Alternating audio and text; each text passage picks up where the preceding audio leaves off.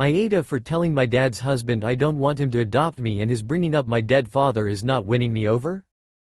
I, 16 meters, have two dads. One died before I was born, Daddy. He was my non-bio father and his best friend was my parents' surrogate. She's my Auntie Giga. My dad is my bio parent and my daddy's widower. And yeah, I say dad and daddy, and still say daddy as a 16-year-old guy. Dad always referred to daddy as daddy to me, so I use it. A month before I was born, daddy died. My dad changed completely that day. Because of where we live, even back then, my daddy was still able to be recognized on my birth certificate. It was a fight and involved the courts, but it happened. It was really uncommon back then, but he won the case thanks to Auntie Giga and other family members recognizing my two dads. I grew up always knowing about daddy and I always cherished the connection to him. I was always glad my dad won the right for both of them to be legally my parents. I was also always treated like their son. Not just dads are not dads and Auntie Gigas. When I was 4, my dad tried to date again and he met Sam. They dated for about 3 months, but dad wasn't ready and Sam didn't like what he saw. He felt jealous and insecure that he wasn't being brought in as another dad for me. They reconnected when I was 8 and got married when I was 12. My relationship with Sam is complicated and weird and he wants to adopt me. But I don't want him to be my dad.